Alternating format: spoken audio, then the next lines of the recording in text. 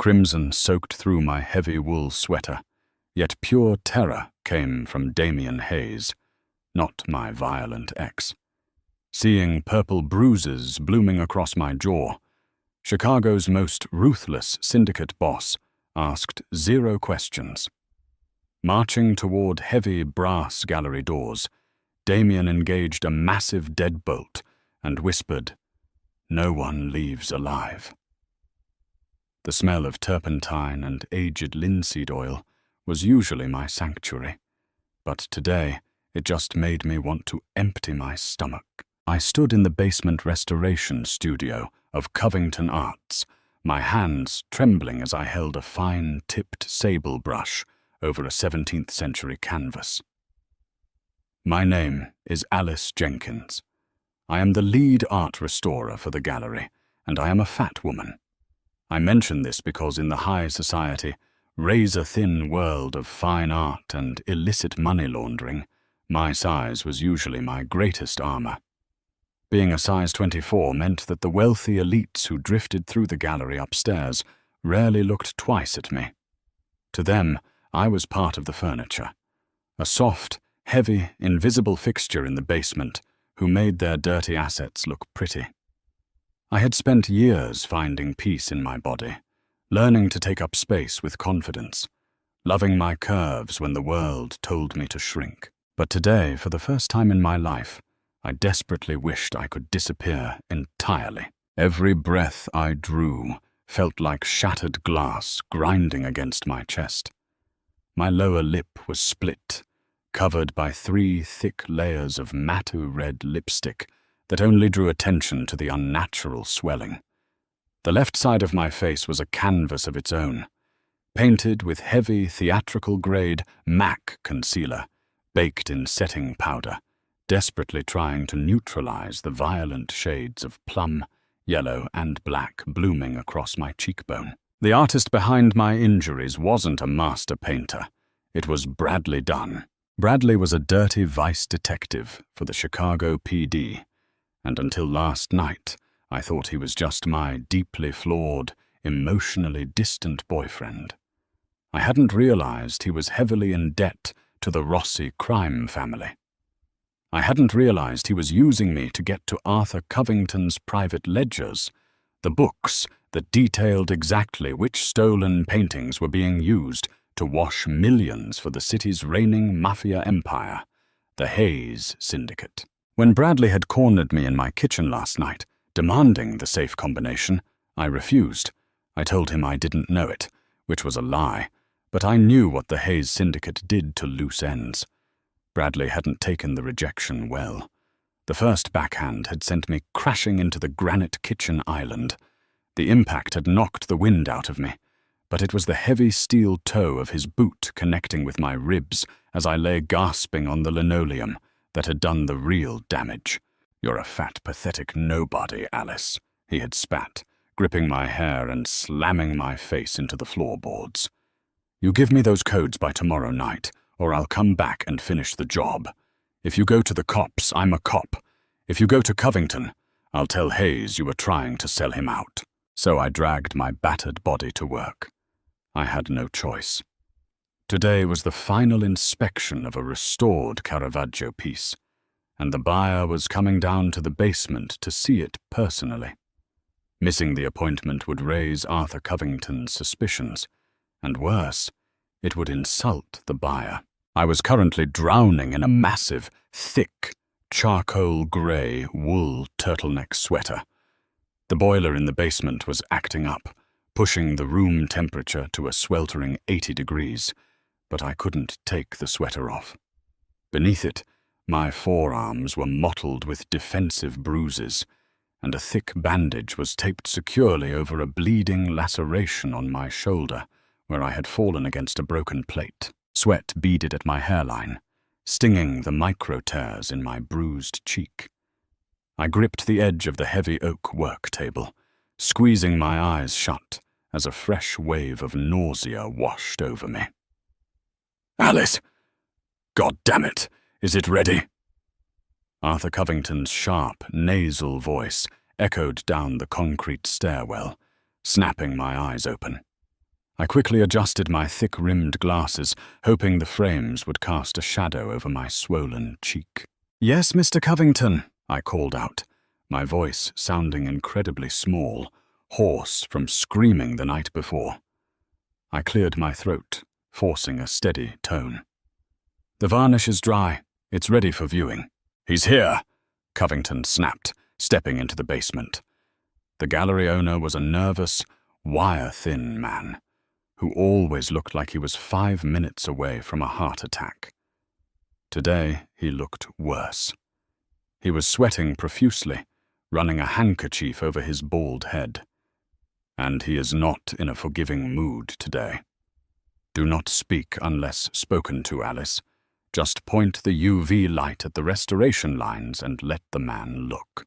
"Understood," I whispered, stepping back into the shadows cast by the overhead halogen lamps. Footsteps echoed on the stairs. Slow, deliberate, heavy footfalls that carried the weight of absolute authority. The air in the sweltering room suddenly felt freezing. Damien Hayes had arrived. Damien was a man who commanded the kind of terror that didn't require him to raise his voice.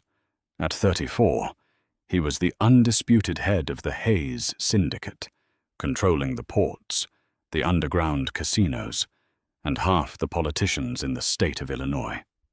He was devastatingly handsome in a brutal aristocratic way, sharp jawline, piercing pale grey eyes, and dark hair swept back with meticulous care. He wore a custom-tailored navy Tom Ford suit that clung perfectly to his broad shoulders. He didn't just walk into a room. He consumed all the oxygen inside it. He was flanked by 2 massive enforcers, guys whose names I only knew in passing, Matteo and Finn. They took up positions at the base of the stairs, their hands casually resting near the inner lapels of their jackets. "Mr. Hayes," Covington stammered, bowing slightly. "It's an honor. As you can see, the piece is fully restored. The canvas tearing at the edges has been completely rewoven." Damien didn't look at the painting. His pale eyes swept the room and instantly landed on me, standing in the dimmest corner by the solvent cabinets. I had always had a strange dynamic with Damien. Over the past 2 years, he had visited the basement studio a dozen times. Unlike Covington, who treated me like a burdensome mule, Damien treated me with an unnerving, quiet reverence. He would often dismiss Covington and just sit in the leather armchair in the corner, drinking black coffee, watching me work for hours in silence. He never made comments about my weight, never looked at me with the thinly veiled disgust I often got from the art elite. When he looked at me, I felt entirely, terrifyingly seen. Today, that was my worst nightmare. "Alice," Damien said, his voice a rich, dark baritone that vibrated in my chest. "Good morning, Mr. Hayes," I replied, keeping my chin tucked down, angling the uninjured right side of my face toward him. His brow furrowed slightly. He took a slow step closer. He smelled like expensive bergamot, tobacco, and the crisp bite of winter air. "It is 80 degrees in this room. Why are you wearing a winter sweater?" Panic flared in my chest. I have a cold, sir. The chills. I didn't want to risk coughing near the wet varnish." Damien's eyes narrowed. He was a predator, and his instincts were screaming at him that the environment was off. He took another step toward me, closing the distance until he was only 3 feet away. The sheer size of him was overwhelming. "Show me the restoration on the lower quadrant," Damien commanded softly, his eyes never leaving my face. I nodded, my heart hammering furiously against my cracked ribs. I picked up the heavy ultraviolet flashlight from the workbench. As I reached across the wide canvas to illuminate the bottom left corner, the movement pulled violently at my torn, oblique muscles. A sharp, blinding spike of agony shot through my torso. I couldn't stop the sharp gasp that escaped my lips. My hand trembled violently, the purple UV light dancing erratically across the 17th century oil paint. Covington, terrified that I was going to ruin the multi-million-dollar transaction, lost his temper. "Stop shaking, you clumsy cow!" Covington hissed, lunging forward.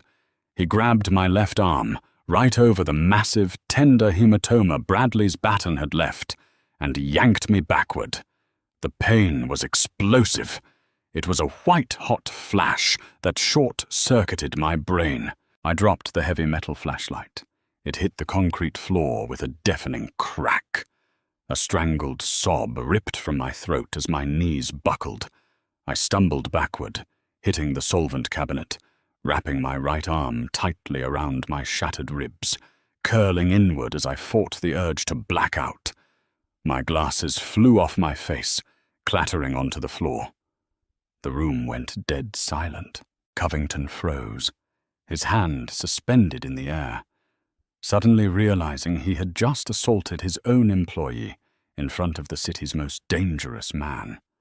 Without my glasses, the room was a blur, but I didn't need to see clearly to feel the tectonic shift in the atmosphere. The baseline temperature of the room plummeted. "Get away from her!" Damien's voice wasn't loud. It was a whisper, but it was a whisper that carried the promise of an open grave. "Mr. Hayes, I apologize. She's just being dramatic." Covington started to babble, taking a step back. "Matteo," Damien interrupted, his eyes fixed on me as I leaned heavily against the metal cabinet, gasping for air. "If Arthur speaks another word, shatter his jaw." Matteo stepped forward, grabbing Covington by the collar of his suit and violently shoving him against the brick wall, pressing a forearm against his throat. Damien walked toward me. Every step was agonizingly slow.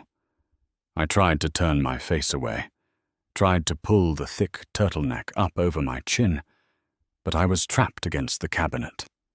He stopped right in front of me. The heat radiating off his body was a stark contrast to the cold terror flooding my veins. "Look at me, Alice," he ordered softly. I shook my head, tears finally breaking free, carving hot tracks through the thick layer of setting powder and concealer. Damien didn't ask again. He reached out, his large, calloused, violently capable hands incredibly gentle, as his fingers brushed the unbruised side of my neck. He tipped my chin up, forcing my face into the harsh glare of the halogen work lights overhead. He stared at my split lip. He stared at the makeup that was now melting away with my tears, revealing the horrific, swollen purple flesh of my cheekbone. He looked down at the way I was desperately clutching my ribcage.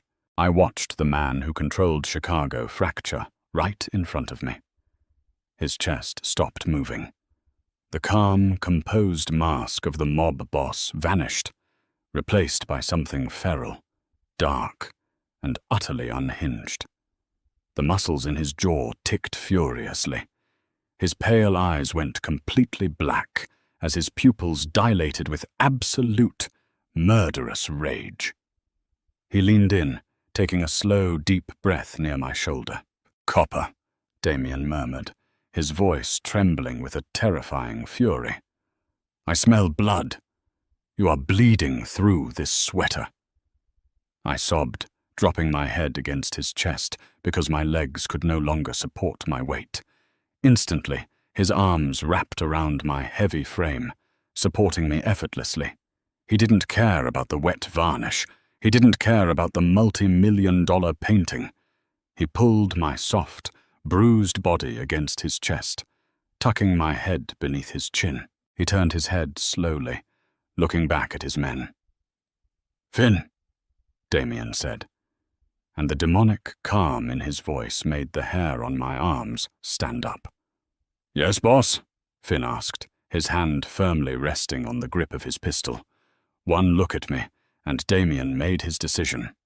"Lock the gallery doors," Damien commanded, the deadliness in his tone absolute. "Engage the steel deadbolts on the basement. No one enters. No one leaves." Finn sprinted up the stairs. The heavy steel door at the top of the basement slammed shut. The grinding sound of the industrial deadbolt sliding into place echoed like a gunshot in the quiet room. Damien looked down at me, his thumb gently wiping a tear from my uninjured cheek. "Take off the sweater, Alice," he whispered, his eyes burning with a violent promise, "and tell me exactly who I am going to bury today." "Take off the sweater, Alice," Damien repeated, his voice devoid of its usual polished cadence. It was raw, vibrating with a lethal, terrifying edge. My hands shook so violently I couldn't grip the thick wool hem. Seeing my struggle, Damien didn't hesitate. His large, scarred hands that had built an empire on violence and extortion, moved with astonishing gentleness.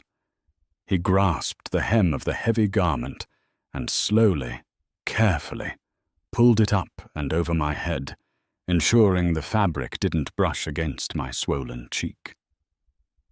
When the charcoal sweater hit the concrete floor, the basement went deathly quiet. I was left standing in a thin, white cotton camisole. Under the harsh glare of the halogen restoration lights, there was nowhere to hide. I had spent my entire life trying to cloak my size, wrapping my soft, heavy curves in thick fabrics to avoid the judgmental stares of the art elite. But right now, my weight wasn't what drew the eye. It was the horrific tapestry of violence painted across my flesh. A massive, purplish-black hematoma covered the entire left side of my ribcage, wrapping around my soft stomach like a dark claw mark. On my shoulder, the white bandage I had clumsily taped on was soaked through with fresh, bright red blood. My upper arms were littered with the distinct, brutal impressions of a man's fingertips. I squeezed my eyes shut, wrapping my arms around my waist in a desperate attempt to cover my stomach, a deep-seated instinct of shame taking over. "Don't!" Damien whispered fiercely. He reached out, gently pulling my arms away from my body. "Do not hide from me, Alice. Never hide from me." He stepped closer, his imposing frame shielding me entirely from the view of Covington and his men. He looked at the bruises on my ribs, and I heard the sharp, ragged intake of his breath. The muscles in his jaw corded so tightly I thought his teeth might shatter.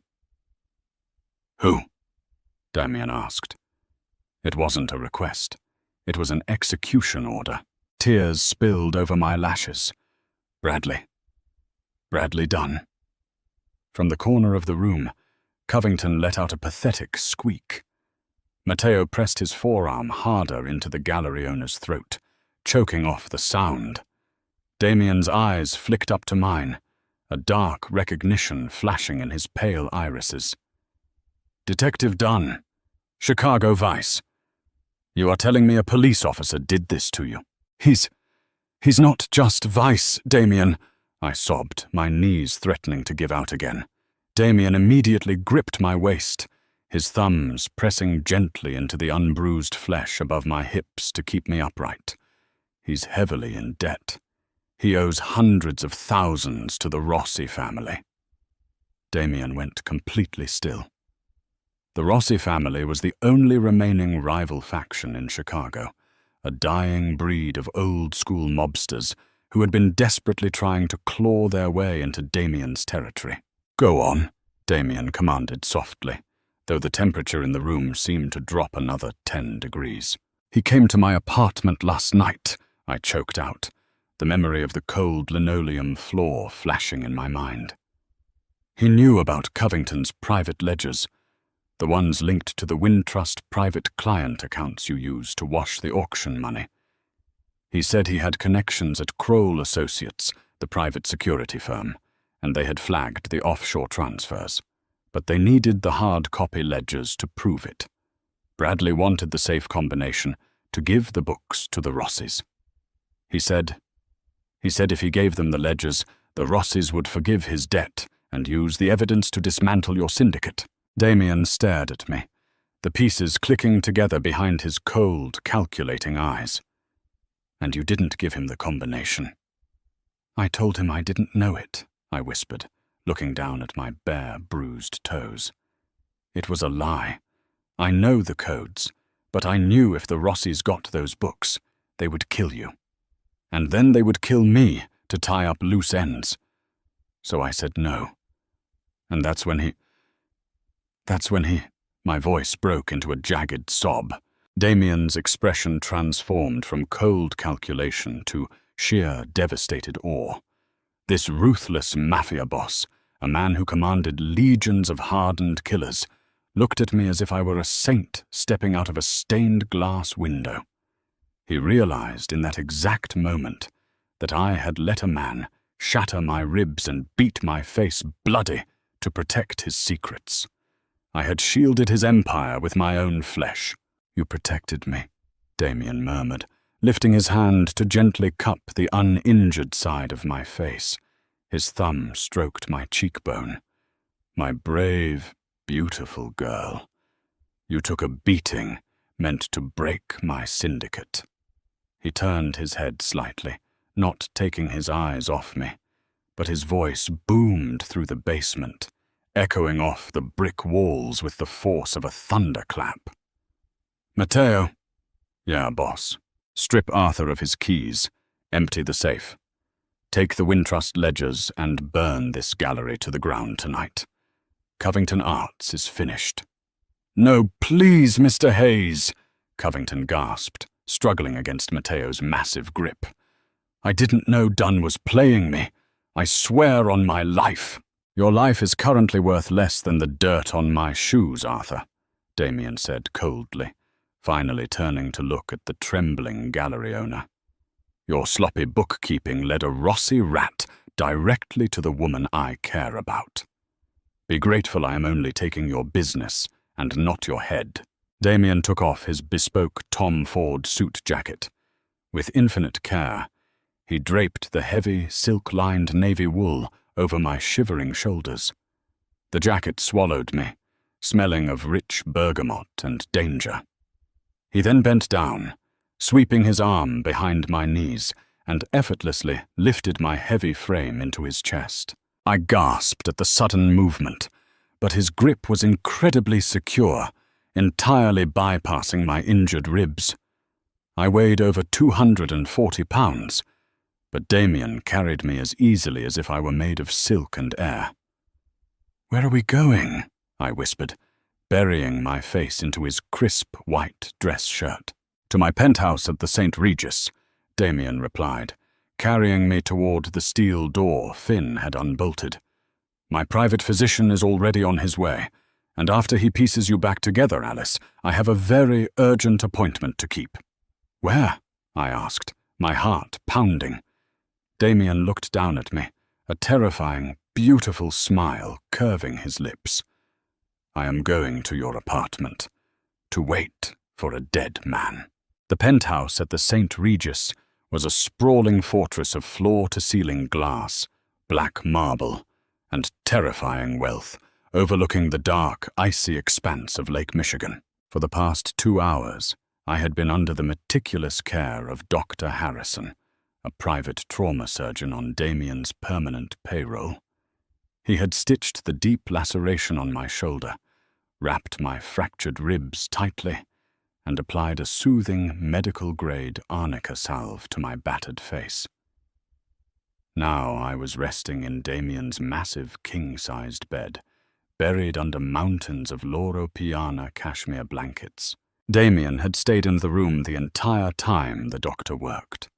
He had sat in the velvet armchair by the window, a glass of amber bourbon untouched in his hand, watching every needle stitch, every bandage applied, his eyes burning with a dark, obsessive intensity. Once the doctor left, Damien walked over to the edge of the bed. He was no longer wearing his suit. He had changed into dark, tactical clothing, a black Henley that clung to the heavy muscle of his chest, dark cargo pants and leather gloves tucked into his belt. He looked exactly like the apex predator the city whispered about in terrified tones. "Are you in pain?" he asked softly, sitting on the edge of the mattress. "Just dull aches now," I murmured, my voice heavy with the painkillers. I looked up at him, my heart squeezing. "Damien, Bradley is dangerous. He's a cop. If you do this, the CPD will come after you." Damien let out a dark, breathless chuckle. He leaned over, brushing a stray lock of hair away from my heavily bandaged forehead. "Alice," he whispered, his face inches from mine. "I own the CPD. I own the precinct captain who signs Dunn's paychecks. I own the judge who signs his warrants. By the time I am finished with Bradley Dunn tonight, he won't just be dead. He will be erased from the face of the earth. His badge will not save him from the hell I am bringing to his doorstep." He pressed a lingering, incredibly tender kiss to my uninjured cheek. "Sleep, Mia Cara. You are safe now. You will never be hurt again." With that, he stood up and walked out into the Chicago night. It was 11:45 p.m. when the lock on my apartment door clicked open. Through the shadows of my living room, the scene played out exactly as Damien had predicted.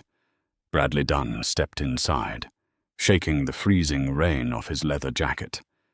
He smelled of cheap, stale beer and arrogance. He flipped the light switch, but the power had been cut. "Alice!" Bradley barked into the darkness, drawing his police-issue Glock. "You better have those codes, you fat bitch, or I'm breaking the other side of your face." He took 2 steps into the living room. Click. A blinding, tactical spotlight suddenly snapped on from the corner of the room, pinning Bradley like a rat in a maze. He threw his arm up, blinded by the million candle power beam. Before his eyes could adjust, a massive silhouette stepped out of the shadows behind him. Finn swung a solid steel baton in a brutal, horizontal arc. It connected directly with the back of Bradley's knee with a sickening crack. Bradley screamed, his legs snapping as he collapsed onto the hardwood floor. His gun clattered away into the darkness. He scrambled backward, clutching his shattered knee, gasping in agony as his eyes finally adjusted to the light. Sitting perfectly still in my velvet reading chair was Damien Hayes. Matteo and Finn flanked him, their weapons drawn, their faces completely devoid of mercy. "Hayes!" Bradley choked out, the color draining from his face as absolute terror flooded his veins. What are you doing here? I'm a cop. You touch me, the whole department comes down on you." Damien slowly stood up. He unbuttoned the cuffs of his black Henley, rolling the sleeves up his thick forearms. He walked over to where Bradley was writhing on the floor and looked down at him with an expression of pure, unadulterated disgust. "You laid your hands on something that belongs to me," Damien said, his voice a lethal whisper that seemed to suck the air out of the room. "I don't know what you're talking about," Bradley spat, crying in pain. "I don't have anything of yours." Damien's heavy combat boot shot forward, crushing Bradley's fingers against the floorboards. The crack of breaking knuckles echoed through the apartment, followed by Bradley's shrieking wail. "Alice Jenkins," Damien stated smoothly, pressing his boot harder into the detective's ruined hand. "The woman you beat, the woman you insulted, she is mine. She has been mine since the day I walked into that basement 2 years ago and watched her paint. You broke her ribs, Dunn. You bruised her beautiful face." "She's a nobody," Bradley screamed, desperate and pathetic. "She's just a fat—" Damien didn't let him finish the sentence. He moved with terrifying speed, drawing a heavy matte black suppressor from his waistband and leveling it directly at Bradley's mouth. He didn't blink. He didn't hesitate. He pulled the trigger. The suppressed gunshot was a sharp, dull thwip in the quiet apartment. Bradley Dunn collapsed backward, his lifeless eyes staring up at the peeling paint of my ceiling, instantly silenced forever. Damien stood over the body, his breathing perfectly steady. He didn't look at the blood pooling on the hardwood. He looked at Finn. "Wrap him in industrial plastic," Damien ordered coldly. "Take him to the scrapyard. Crush the car with him inside and melt the cube down. I want no trace of his existence left in my city." "Yes, boss," Finn nodded, immediately stepping forward with thick rolls of plastic sheeting. Damien turned his back on the mess, pulling out a pristine linen handkerchief to wipe a single drop of blood off his leather glove. His work here was done. The Rossi family had lost their rat, the ledgers were secure, and the man who had dared to touch his queen had been reduced to ashes. 2 hours later, Damien walked back into the penthouse bedroom. I was awake, the glow of the city skyline illuminating the room. I watched him approach the bed, stripping off his leather gloves. The smell of cold rain and faint gunpowder clung to him, a stark reminder of the monster he was to the outside world. But as he climbed into the bed beside me, pulling my heavy, soft body gently against his hard chest, there was no monster. There was only the man who had burned the world down to keep me warm. "Is it over?" I whispered, resting my uninjured cheek against his beating heart. "It's over, Mia Cara," Damien murmured into my hair, his arms wrapping securely around my thick waist, holding me like I was the most precious treasure he had ever possessed. "He is gone. And tomorrow, when you wake up, we are going to talk about how you are never going back to a basement again. You belong at the top of the world, with me." I closed my eyes, the pain in my ribs fading into nothingness as I finally let myself be held. For the first time in my life, I didn't want to hide my body. I wanted to be seen, and Damien Hayes was never going to look away. Did Damien's brutal revenge and tender love leave you completely speechless? If you loved watching this ruthless mafia boss burn the world down to protect the woman he loves, smash that like button right now. Don't forget to subscribe and hit the notification bell so you never miss out on our thrilling audio stories. Share this with your friends who crave intense, protective romance, and comment below with your favorite moment. See you in the next dark romance adventure.